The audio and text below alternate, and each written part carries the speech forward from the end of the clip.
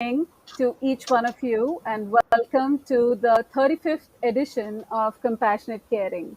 Today, we have a very exciting topic, and I am delighted that someone as experienced as Dr. Ray is going to help me have this conversation with you.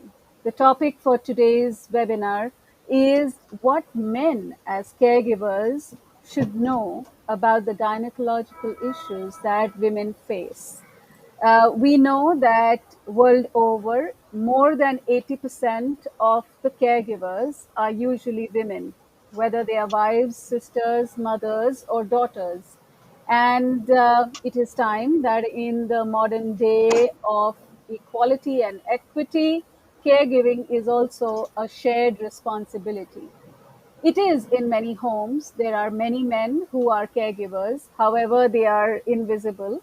And increasingly, as women come to work, as women shoulder or take on responsibilities that have traditionally been those of held by men, it is equally important that responsibilities that have traditionally been held by women are shared by men. And caregiving is one such responsibility or one such role that both men and women can actually play.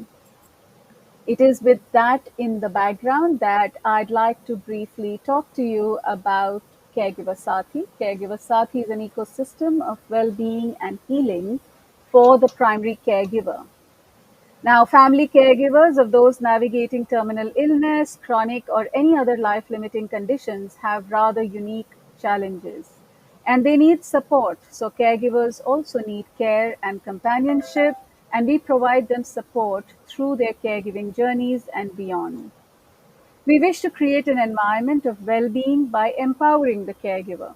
Providing information and learning solutions is one way in which the caregiver can feel empowered. And Compassionate Caring, our webinar series, is one such endeavor to help the caregiver feel empowered. We believe very strongly that both the caregiver and the care receiver deserve to lead full lives. How do we do this? We do this through technology enabled systems and human connection. We conduct awareness programs that are both online and offline. We have a helpline for those who may need support to navigate sometimes overwhelm and roller coaster emotions. We have healing circles, which are support groups for family caregivers. We do extensive social media communication, provide access to relevant and timely information, and finally, create a technology enabled platform that has both an app and a platform, a website. What are the resources that we have built so far? We have our platform, our website that you can visit. We conduct training programs, again, both online and offline. We have an app, we have a community. We believe storytelling can be very powerful in changing the social narrative around caregivers and caregiving. The social narrative around caregivers and caregiving that places a greater responsibility on women, that eulogizes caregivers to sacrifice themselves, and various other things can make caregiving journeys rather difficult. Our conversations with Gentle Warriors is our attempt to bring some of these stories to light, and for us, for not just the caregiver to heal, but also for us to feel inspired in their very humane journeys. We conduct these conversations every week on Wednesdays, both on YouTube as well as on Facebook. We also have an anonymous format, and through our podcast stories, we talk about caregiving stories that can be very difficult, and people choose to tell them anonymously. Compassionate Caring, this webinar series is about bringing in experts so that they can teach us how caregiving can be compassionate both towards the caregiver as well as the care receiver. Caregiver coaching is our program through which caregivers can learn to build their resilience, have emotional mastery, and understand the various elements of well being that can help provide them endurance for long term care.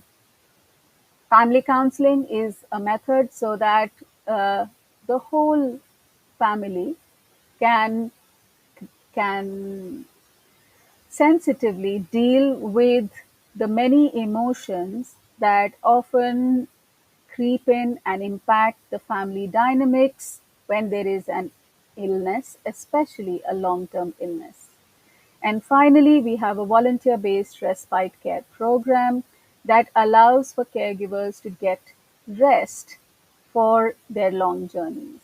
How can you get involved? You can get involved by joining and participating in the healing circles, support groups, sharing the caregiving stories, encouraging caregivers to tell their stories, helping us spread the word both in person and on social media, volunteer with us, donate or raise funds, send the youth for internship programs, and as an ambassador, help us with referrals to hospitals, organizations, and other partner organizations.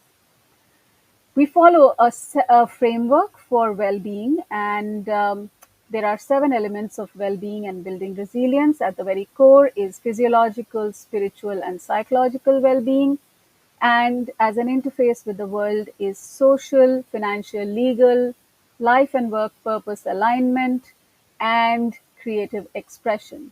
We believe that these 7 elements need to be in balance, and when there is an imbalance, there is stress. Unaddressed chronic stress leads to mental health issues, and building resilience requires simultaneously working through practices of mind, body, and soul.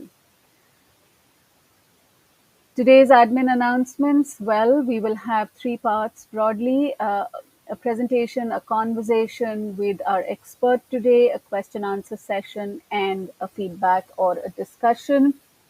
We are live, and we would expect you to raise your questions in the chat box. I will quickly move to the introductions to the speaker. Our today's expert is Dr. Sudeshna Ray. She's a senior gynecologist and obstetrician with an experience of more than 20 years, both in India and abroad. She is the Associate Director of OBGYN Department at Jaslok Hospital, is attached as a senior gynecologist at Reliance, Breach Candy, and Apollo Hospitals, offers a full range of maternity and gynec services across all ages, which include fibroids, endometriosis, abnormal bleeding, PCOS, etc. She's delightfully present on YouTube and Facebook, talking about the various aspects of women's health rather passionately. And I have to say, I had a very exciting conversation with her before, as we were planning for this session. She is associated with multiple corporate health programs and is a national trainer. Is listed in the top doctors in Mumbai 2020, a survey that was published by India Today. It is my absolute delight to welcome you for this session, and welcome, Sudeshna. Thank you, Bhavana. Thanks a ton. Though I was a little busy with certain important phone calls, but I could see, I could get a gist of what Caregiver SITI is doing, and it's really wonderful to know such. I mean, to someone to think about, even the caregivers is huge because we see patients always, and we tend to kind of overlook. I wouldn't say that we ignore, but overlook the the stress that they go through. So it's wonderful. It's wonderful to have such an initiative. Yes. Thank you, Doctor. I think it's good to have an endorsement from you, because I do think that the medical fraternity and doctors and their support is absolutely essential as we work with family caregivers. And we are going to be touching upon a very interesting topic. What would you say to men as caregivers? Let's start with that. Okay, I think if you ask me, uh, I think men will be excellent caregivers, and I've seen men. I've had friends who were taking care of their terminally ill mother, and then they are taking care of the elderly fathers, the elderly parents. I mean, men can be excellent caregivers because they are quite emotional. They are they contrary to what people think about men. Actually, we have seen men who are far more compassionate than women at times, you know. And I feel men can be excellent caregivers. That that brings me to a very interesting thing, that thought that's going on in my mind, that I don't know how many men are there on live, or how many men are will be seeing it later on. So when I was spreading the messages to all men, I was feeling very awkward, because usually what happens is, when I walk into a room to give a talk or anything, I always see the men uh, going out, because now it's gynecology, now it's the women's body, and there will be certain terms which they are not very used to, and the women will not be very comfortable, so they just leave the room gently and go. Whereas when they come one to one, they ask a lot of questions. They do ask a lot of questions, and they do uh, we see a change, but in the audience. So I think it's not an individual man. I think it's more important that the society, how they look towards men, should also change, so that they also get an opportunity to show the world that they can also care as well. So I That is feel men can be great caregivers. So thank you for saying that. I do think that men can make great caregivers. Frankly, in my home, when I look at it, not just my husband or my brother who make great caregivers, I do think we have a history. So my grandfather and my father were perhaps very good caregivers in their own right, and not in the traditional sense, not in the sense of just providing for the family and therefore being caregivers, but more in the sense of holding the emotional part of caregiving, and being nurturing and kind, that is usually associated with women. When it Yeah. comes to gynecological issues, what is your experience with men? Let's just talk about it as an overall to start with. So as I said that it's always when I give a talk to the general, when there is a lot of men and women, there will be hardly any man. I have not come across any. Can you hear me? I can hear you very Yeah. well. Okay. Okay. So I have never come across a man who willingly stayed back to listen to what am I going to talk on gynecology. Uh, but as I say, that when they come to me individually, they do ask me a lot of questions, and they do show a lot of care about their female partners. So, but similarly, I don't think there is any seminar where they are talking about men's health as well, where the women are not a part of it. So women are supposed to know both the man's and the woman's body, but the man is supposed to know only the woman's body health. Man is supposed to know only their health and not. So this is a little unfair to all men out there who are listening to me today. Uh, let's break this social barrier. I know you all can be. I have seen, as I said, I have seen men as excellent caregivers, and you can also take care, and you should leave that inhibition and talk about women's health. uh, in front of everybody. It's not a shame to talk about women's health and to learn about it. Yeah. Absolutely. I think that, I find a very interesting thing. I find that as I enter this particular age group, all my classmates, all the men in my class from my college days are now suddenly, it appears, suddenly much more sensitive. And if I look closely, I can see a pattern. They seem to have daughters. They seem to know many more young women. And, I think perhaps that influences them, or there has been a greater amount of awareness recently. So, as someone who usually interacts with women um, around puberty and thereafter more, um, what would you like for men, let's say young men and parents of young women, to know about puberty? Okay.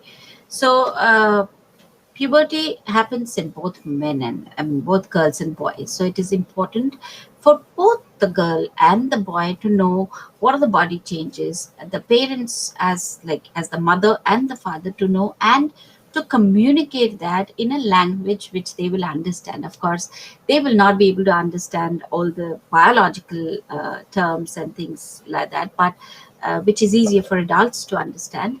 But as a boy or a girl, there are certain things which you can communicate, uh, like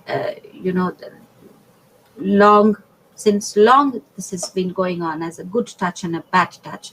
How do you recognize? And this is equally important for men, for a boy to also understand. So puberty both are it happens to both boys and girls, but the girls are a little different in the sense that they have certain events which are more social, which are which are more apparent and which needs a little more attention. For example, periods, breasts. So development of breasts, having periods, these are things which are more apparent and has a social impact as well. Hmm. You know, uh, I am going to use certain words which I have always felt that men and certain women are also not very comfortable. But today, if all those who are watching me have to get used to those words like vagina, like breasts, like bra, like things like that, which are things which they with periods, sanitary napkins. These are things which I feel is kind of a little hushed in families, which should not. These are very natural things which should be communicated as natural events as you can.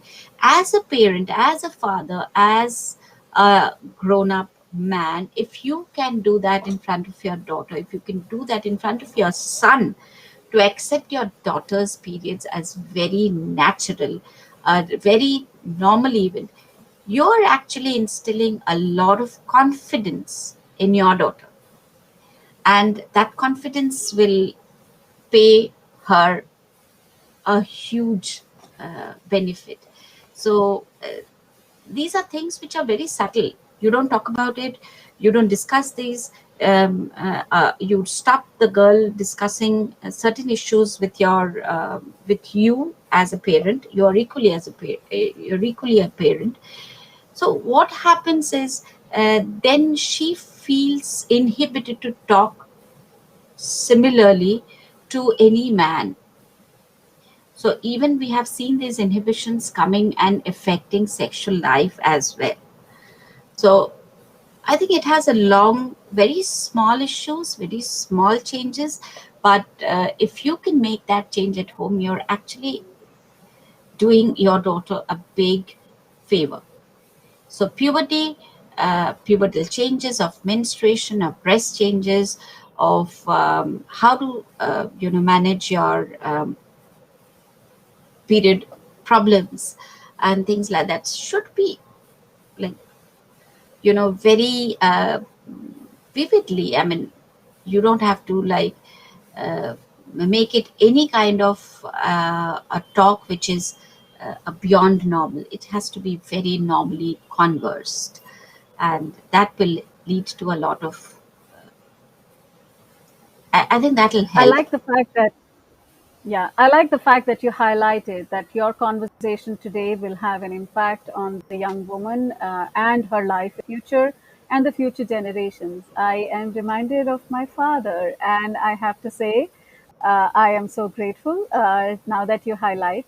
He had absolutely no inhibitions, and I know the how very comfortably. Not only did he buy sanitary napkins for me, he had conversations around them. He also had a conversation not just with me about my periods, but also with my brother. Yeah, So, that's very important. Yes, the sons should also know that the son will behave the same way for their wife.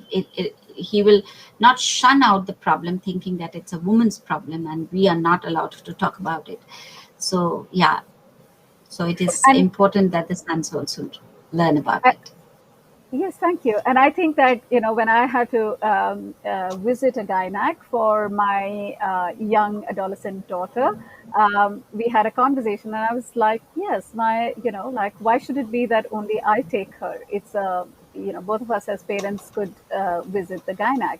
So that said, what do you think are some of the challenges and complications of the menstrual cycle, let's say, which are extreme, that men need to be sensitive and aware about? So one is, when they start periods, the periods are not regular. So Right. you will find the young girls having an irregular pattern of periods, which can be normal. However, at this stage, even before the girl starts menstruating, even when they start having symptoms, changes in the pubic hair, in the different stages of puberty. So it starts with the pubic hair or the underarms hair, and then it's uh, goes on to the breast development, the breast bud, and the breast development. And third is the menstruation.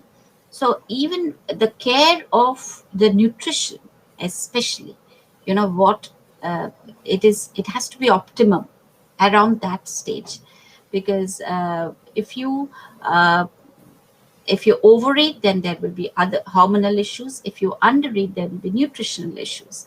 So both of which can affect the reproductive health of that girl in the long run. Okay. So So there it's is very important to start. Yes. absolutely no. I'm sorry to interject. I was just saying that there is a conventional idea in some homes that girls should be given less of non-veg because it brings forward puberty. What are your thoughts on that? Uh, Puberty is not related. I mean, non-veg in what sense? Excess of, if you see, yes, if you see literature, yes, excess of too much, like too much. It's too much that I'm talking about.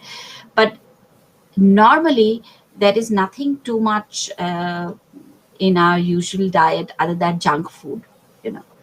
So normal food, normal optimum, as I said, optimum nutrition made in form of a vegetarian diet or a non-vegetarian diet. There's nothing to do. If you have an optimum nutrition, that has nothing to do with bringing the puberty forth. Overall, there has been a like left shift in the age of puberty. That's because of the environment. It's not. It's These are environmental changes that we see, demographic changes.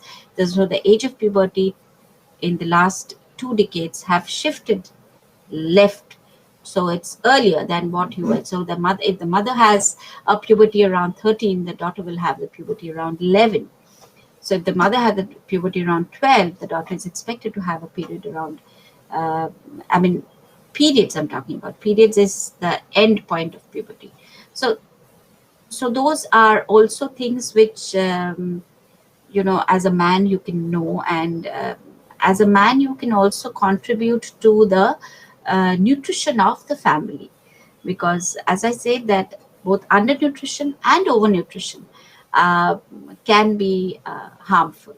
The second thing is the period pain. Well, it's not so easily found in very young girls, but later on, let's say when they are 15, 16, then they start having these period pains. At that time,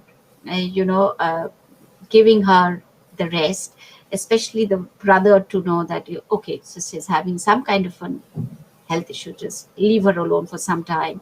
And if it comes from the mother, uh, it usually comes from the mother, but if it comes from the father as well, that okay, she's having some problem, not a headache,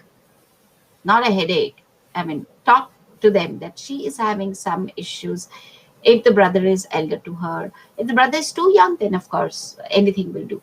But if the brother is the elder to her, then give her a quiet place. Maybe they might share a room, so don't bring in your friends right now. So things like that, Building it just, sensitivity, I suppose. Yes. yes, bringing sensitivity and making them aware.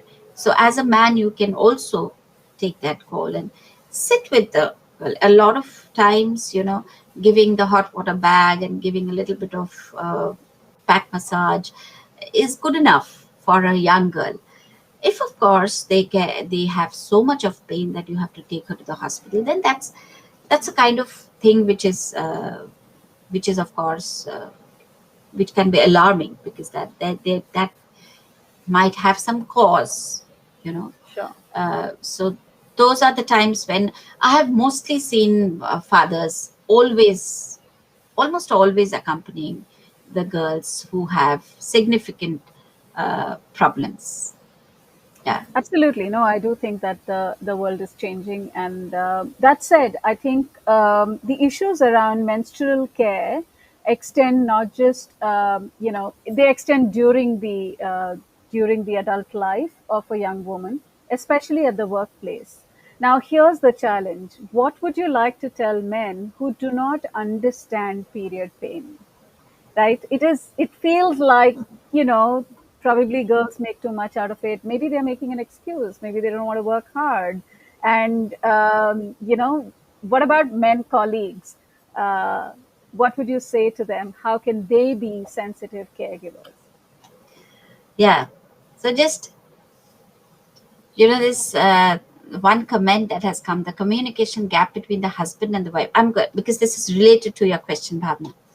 The communication gap between the husband and the wife comes primarily from the wife.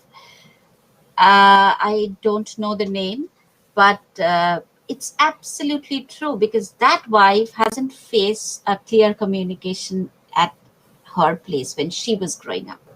So this is important. So once you don't, you inhibit a girl, you inhibit a woman, you inhibit a wife, you inhibit a mother-in-law, and you inhibit a daughter-in-law. So you're inhibiting number of relationships. So the communication gap, if you, because this woman has not, this wife you're talking about is not, uh, really doesn't know how to open up to men, so how will, so similarly at your workplace, uh, the the the female colleague of yours, she will not open up in front of you, and she will give some excuses and things like that, like a headache or thing. As you might find it very, you understand that this is period pain that she's going through. You don't want to talk about it, and she doesn't want to talk about it. So these are things, first of all, that all, if there's a woman who is watching us here, should know that there should be no inhibition about these are very natural events of life. And to all men out there, there is something called a period pain, there is something called a heavy bleeding, there is something called uh, you know uh, PMS, like premenstrually they become, there are certain changes which are not in the control of the woman. So please respect those certain obvious events and respect those certain obvious uh, symptoms that the menstruation brings in. Uh, and it's really not an excuse for women. It is happening. So how can they avoid? They can be very irritable before the periods. This is what they cannot always control. They can be, some husbands tell me that she becomes a different person altogether. And at that point of time, those are the times when your female colleague or your wife might need a little more help than the natural things that she's trying to do at home to cope. She might need some medication. She might need an expert guidance.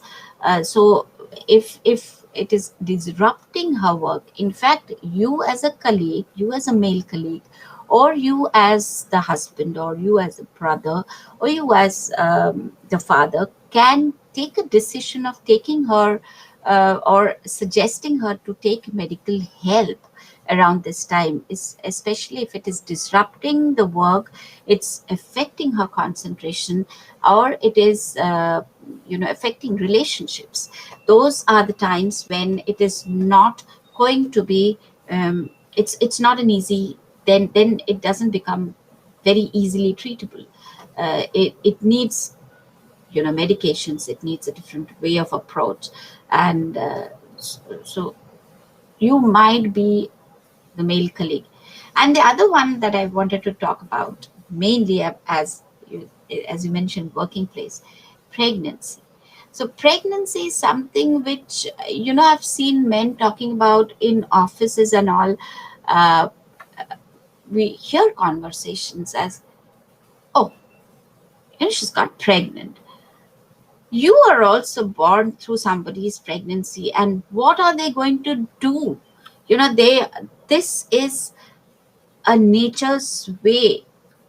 So please respect pregnancy as a very important. So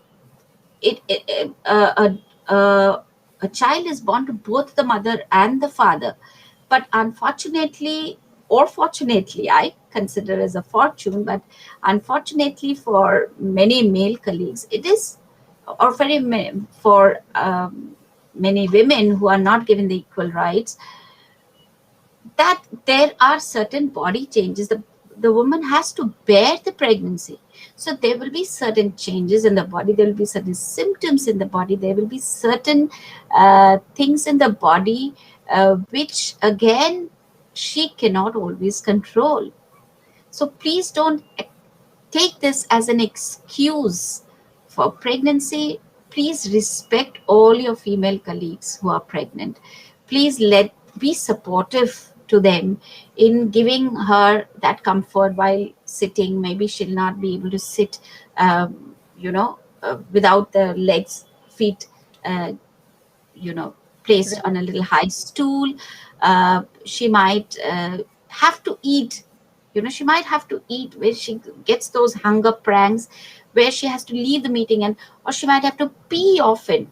Leave the meeting, leave a 2-hour meeting 3 times to pee, because these are things which are changes. So please do not make it an issue. Please be supportive to these pregnancy changes, and please be respectful to all your female colleagues who are pregnant, because they you've all come uh, Dr. through that. Sudeshna, Dr. Sudeshna, as I was listening to you, I feel that actually women who go through physiological impact, whether it is of puberty or of pregnancy, probably have unique experience of nurturing life, and can probably make very compassionate leaders.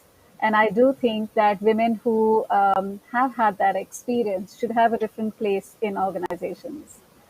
I think we need to value that experience very differently than how we have seen it so far. Yes, yes. And I don't know. I mean, I my medicine is almost quite a female dominated. I will not say dominated, but there are a lot of women. So we never felt this. But in corporate places, we do see women having issues, having problems. So I think they should be some policies need to change. And as I said, that pregnancy should be respected as a natural, beautiful event, and given all the rights and responsibilities that the woman is ready to take around that time. Right. And she Um, demands all the respect. Yes. Looking at the adult age group, where women go through, their regular period, their regular adulthood, let's say in their 20s and 30s, we hear increasingly about women health issues around fibroids, cysts, endometriosis, stuff that I think I would reckon that there's so many of them that I heard for the first time myself. And sometimes, even as women, we can be insensitive to the other women who have these issues. So I think just imagining and understanding what is a fibroid, what is an endometriosis, can be a good starting point. So help us understand that. Yeah. So a female reproductive system consists of a pear-shaped womb, two tubes, and two tiny grape-like structures called the ovaries. And then these all are attached below with a vagina. So this is the basic. So it might sound five small things, but every cell of those organs are very complex, because they have different layers, and each layer has a different function, and they have different parts, which every part has a different function. The tiny ovaries that I'm talking about are the powerhouses of hormones, which maintains the entire health, which protects the entire woman's bones, cardiac health, kidney health, like brain health. So these are tiny structures. So it's not the number, or it's not the size, it's the capacity or the power of these small organs. A womb, I mean, this is basic, that a womb weighs about 50 grams, and it's shaped like a small pear, which can expand to hold a 3 kg or a 4 kg baby and become like a 5 kg organ. So imagine the number of changes that the body has to go through during a pregnancy, during puberty, because during puberty, it's just the beginning, like to make them prepared for a birth. So to make them prepared for a pregnancy and things. So these are tiny structures, but they are powerhouses of functions. So each structure, the more complex the structures are, the more complex problems are. So fibroids are tumors from layers of the womb. Endometriosis is where the bleeding from the womb not only comes out, it also goes inside. So endometriosis is a miserable condition. It leads to miserable pain. Fibroid can give rise to heavy bleeding, very, very heavy bleeding during periods. So, and some fibroids can be ignored. Some fibroids needs medication. Some fibroids need surgery. So when the doctor is asking, giving the particular advice, you as a male member in the family can also listen to them carefully and understand that these are the problems. Endometriosis can be extremely miserable, like it's distressing. Absolutely, it disrupts work. It At that point of time, the woman has so much of period pain that she cannot even function properly, and they have to pop in painkillers to carry on household work, simple household works. So those are the times when when you should not ignore. And even if you're not, I mean, sometimes, the women or the daughters don't talk about it, thinking that what will they, think? It's just a period pain, but it is not. It can be really harmful. And cancer is not the ultimate, danger. There can be other dangers also. So not all everything leads to cancer, but there can be issues which can be equally distressing and equally uh, harmful to the general health of the woman. At the mention of the word cancer, I do think that there are certain very, very unique and very, very painful possibilities of cancer that only women can have, whether it is breast cancer, it is ovarian cancer, or it is cervical cancer. Um, what do you think men need to know about these? Ah, so that reminds me of, you know, so the breasts, tummy, if if you're handling your wife's breasts, or if you're putting a hand on your on the wife's tummy, you'll come across, if there is an abnormality, you will come across that abnormality.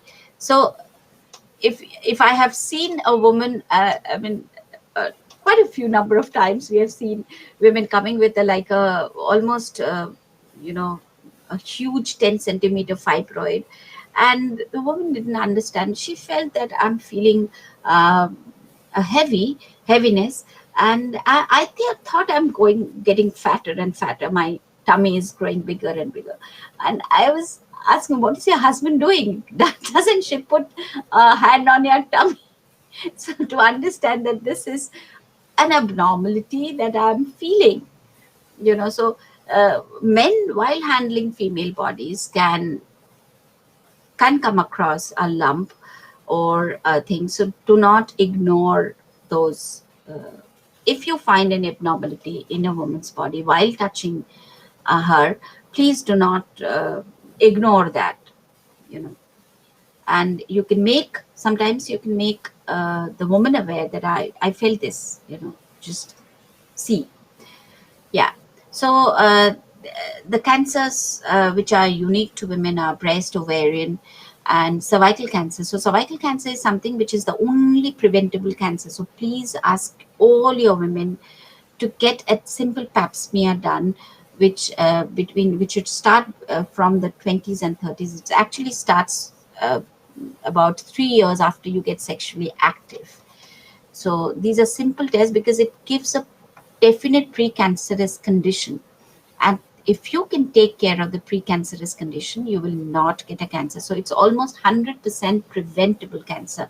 So cervical cancer, then there are vaccinations for the younger girls. Best to give them those vaccination is before they initiate their sexual activity. So in their teenage times, it's best to give the cervical cancer. So cervical cancer is somehow, because they had a precancerous stage, it can be a little bit controlled.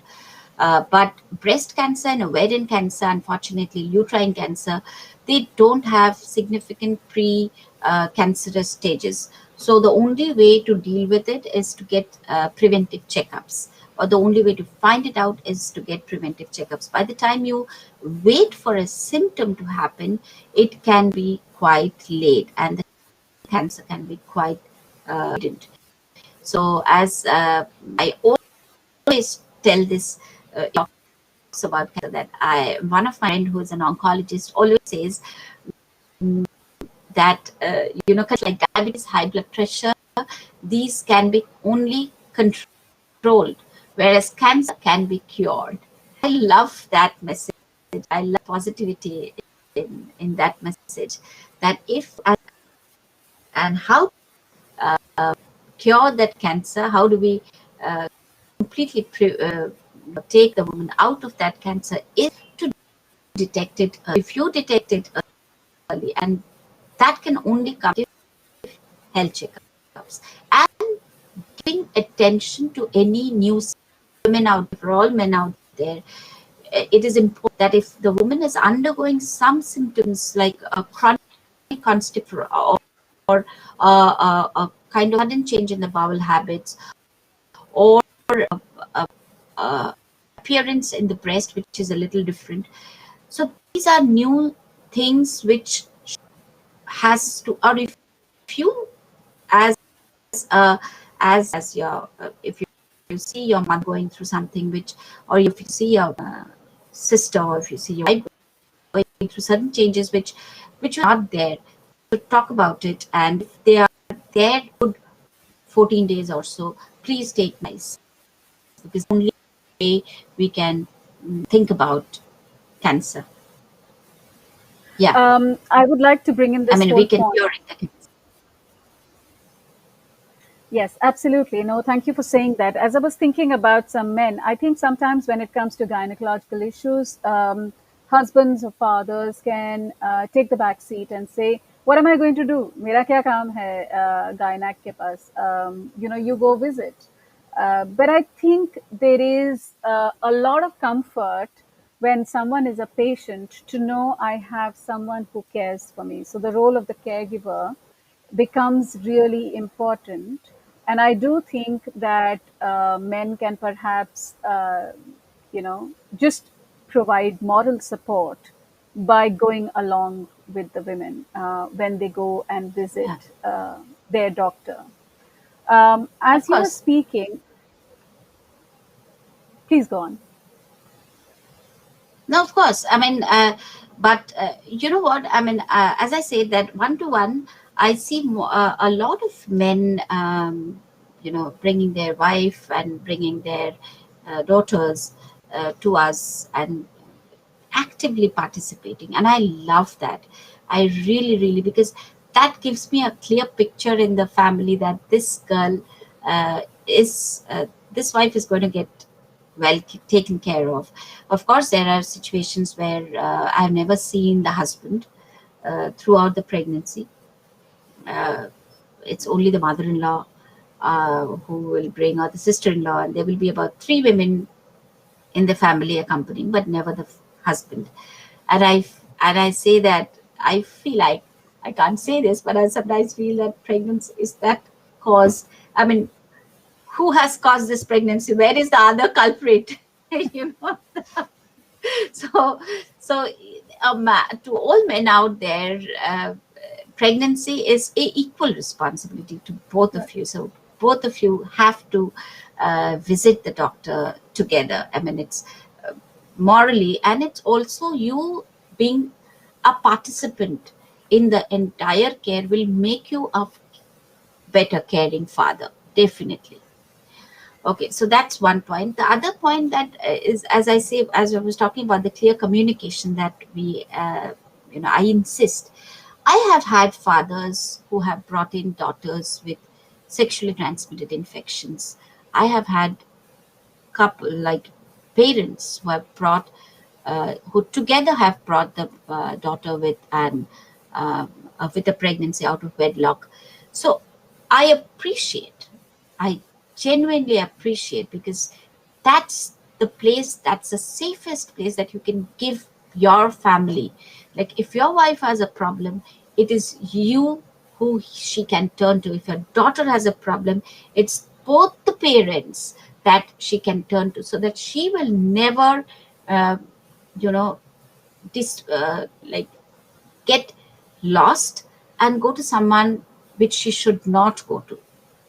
So it's very important that you have that open communication channel with uh, the family members, uh, that they can come back to you if they have a problem. you know even if you tell them not to have sex, premarital sex, or not to indulge in some kind of activity, it can be, I mean, the clearer the conversation, the better is the communication, and the better is the reception of that communication. That yes, I'm not supposed to do this. The more you hush it, or the more the more rebuking or the more threatening the father or the mother is, the more the daughter slips. So we insist whenever we have, of course, under 18 pregnancy, we have to report to the police and we have to report to the parents. But over 18, mm, there are many, we insist on them uh, talking out to the parents. Now, as an adult, they have the right not to talk to the parents, but we insist because that's the safest place. And make that safest place. To make that place safe for your daughter, it is your responsibility as a parent, also as a man, as a father, and as the mother, to make that place safe for your daughter to come and talk about it. Thank you for saying that. I think as the world is changing and as we are looking at busting patriarchy and its debilitating impact both on men and women, I do think that understanding some of these behaviors of shame around pregnancy out of wedlock actually stems from deep-rooted patriarchal values. And I think it's worthy, as we are modern day parents, that we look at them and challenge them and support our girls. Yeah, That said, I would like to shift to probably my age group, which is premenopausal, or what does it mean? I do think a couple of years ago I had this anticipation that I might be premenopausal, mood swings, and all kinds of things. Um, what is it that I need to be mindful of, and what is it that men around me need to be mindful of? yeah.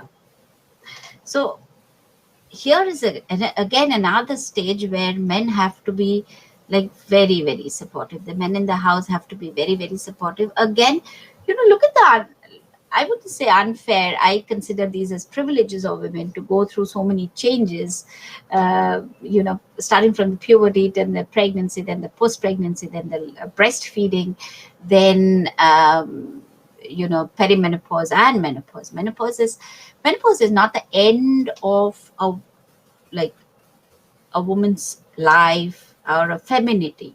Menopause is just the end of the reproductive career of that woman. But this end does bring a lot of things which are associated along with it. So the changes of menopause, what we call as perimenopause, can start as early as about 3 to 4 years before um, you actually go into menopause. So that's the time when there are body changes, there are emotional changes, there are psychological changes, and there are genital changes. So physical changes in form of not feeling, you know, energetic, feeling very fatigued. Then this emotional changes, like, and physical changes also include hot flashes. Like there are couples falling for, put on the AC and put off the AC, put on the fan and put off the fan. So it's like a household issue for every household where the woman is going through a perimenopausal. अभी अभी ठंडी लग रही है, अभी गर्म, बहुत ज्यादा गर्म लग रही है, बंद करो और ये करो. And this is something which sometimes, you have to realize that this is a change that men do not go through. Men has to go through only one change, that's the change of puberty. The later changes are not as dramatic. I mean, they go through changes, but they're subtle and they're very gradual, but not as dramatic events as women do.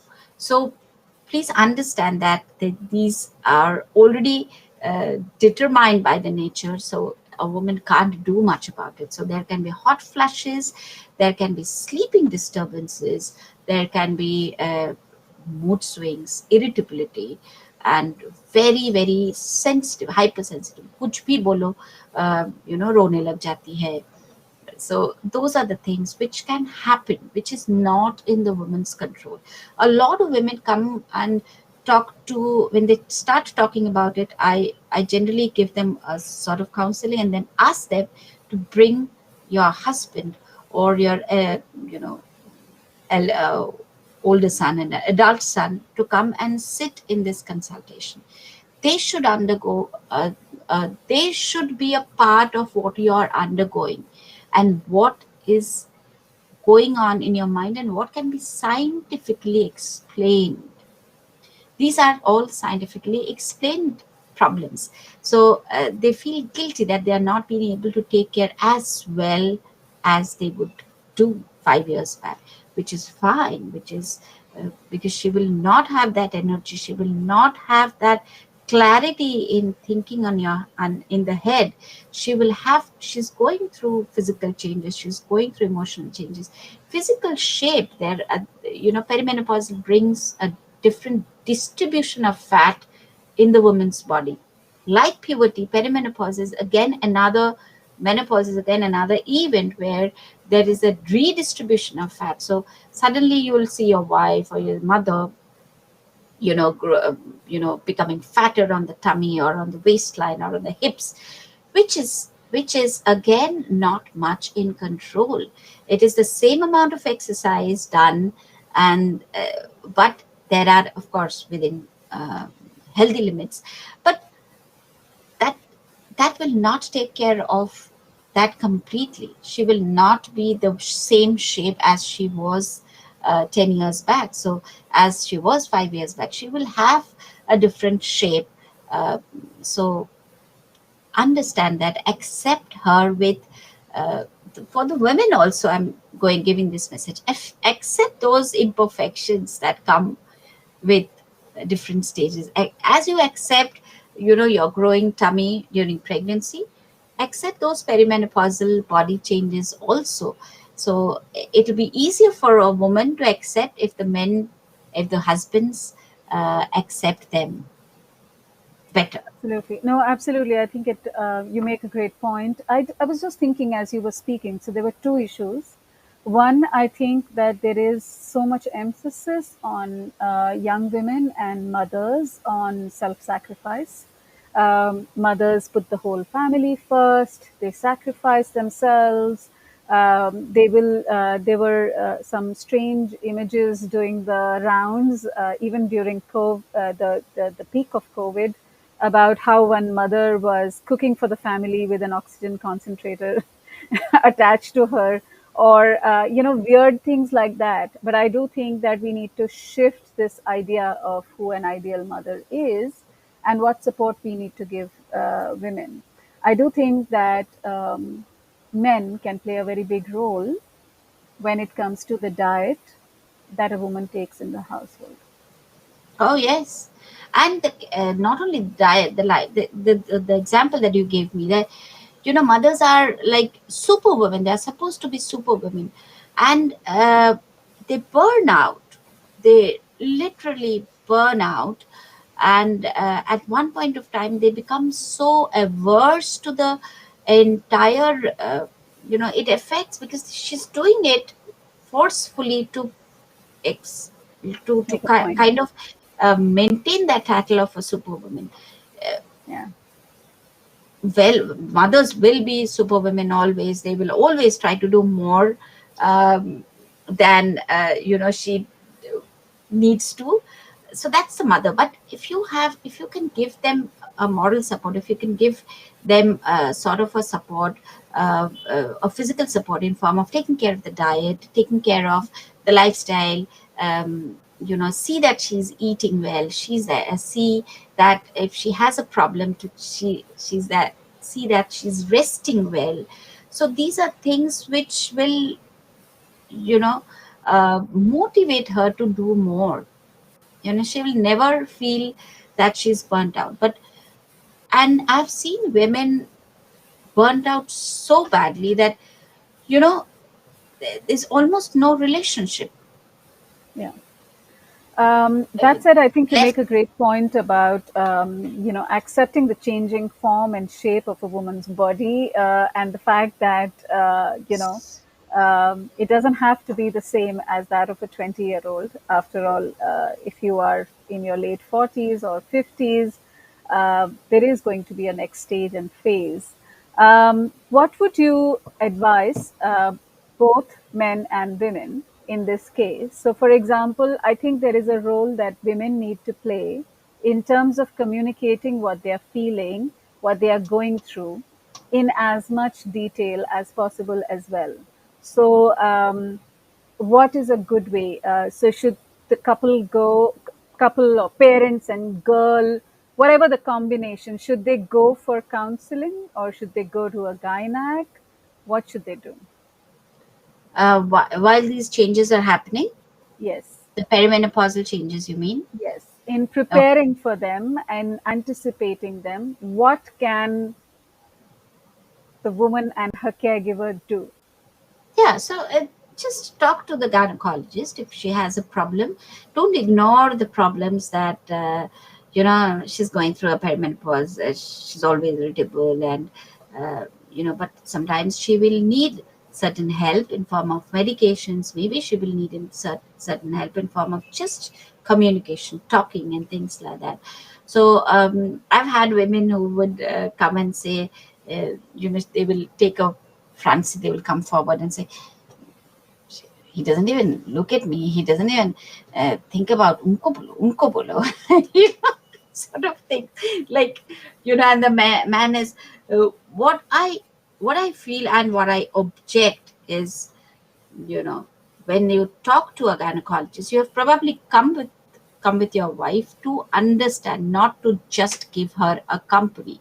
So don't pick up your phone and start talking about your work. When I'm consulting, when I'm talking to the woman, some men just start talking about their office. They this is a sheer disrespect to the time. For me, the sheer disrespect to your woman who you have accompanied. Please don't do that. You come there, you participate in the decision making, and you do make the woman who you have accompanied uh, understand that you care. That's huge for a woman, to understand that somebody is taking care of me, and as I have always taken care. So a lot of men have that compassion in them. Some men are a little insensitive. They have to kind of, you know brought back to this thing, that this is not the time. You can forget about your office. You can now, your wife needs you. This is the time that you have to understand, and you have to listen to me. So those are things that I would suggest, that you accompany your wife while she's discussing the perimenopausal problems. You might take your elder son or the adult son, which, sons I have seen very cooperative, and they understand mothers so well. Daughters, of course, they can come, because today we are talking about men. That's why I'm saying sons. Daughters are beautiful, like companions to the mothers. But make just because your mothers, see, the need of the mother decreases in terms of regular daily routine, the chores of daily work. The need of the mother, it decreases. But don't let her feel not needed. That's the worst thing, that she's needed for the emotional well-being of the entire family. So it is important that you give that importance to the mother, to the wife, at every stage of life. And post menopause, like when the wife is like, that's a good time to actually invest in your relationship. To the women out there, invest in yourself. You've done all throughout for the entire family. Now is the time when you can invest in your hobbies, in your likings, in your friends. And for men also, a shift from work, and you can actually travel together wherever it is. You can communicate together. So that's a good way of showing that you care. Golden words, and probably just the right way for us to kind of bring this conversation to a close. Caregiving is gender neutral, and we do wish that the next time we have a poll and we take statistics, we find that there is equity in caregivers, and family caregivers are both men and women. I have to say thank you so much for your insights and experience, Dr. Sudeshna. We Thank really you very appreciate much. Caregiver Sati, really appreciates your spending this time and opening the doors. I am hoping that many men will be not just watching this today, but later and sharing it. And hopefully, we will destigmatize talking about women's health and Yeah, uh, and taking it to where it deserves to. yes. Make it as natural as possible. Uh, it's not a woman's domain, exclusively a woman's domain. It's not. Uh, the woman's health is equally uh, a, a man's responsibility. It's not only the. It is an adult responsibility, of course, but it's a shared responsibility. As you expect your women in your family to take care of your health, you should have an equal and reciprocal responsibility of taking and knowing about the health of the women around you. On that note, thank you everyone for joining us Yeah. today. Thank you once again, Dr. Sudeshna. It has Thank been you. lovely.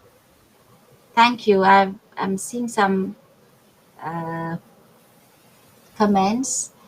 Being a primary caregiver, I admit that every husband should know about gynecological issues. Yes. Thank you.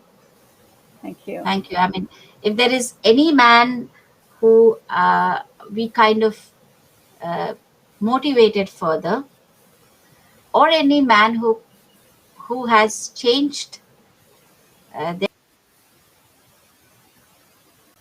mindset and will them at least once to begin with, I think our time is going to be worth completely.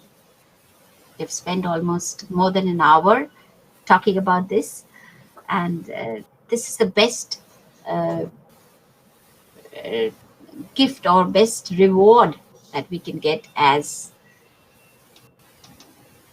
as As experts as of women experts. health, Yes, as experts, or as this the time, uh, giving 1 hour of either of our time, so your time, all of you are busy viewers, so giving that time is going to be worth once you start practicing whatever you have learned today. on that Okay, note, thank you. thank you, Bhavana. Thanks.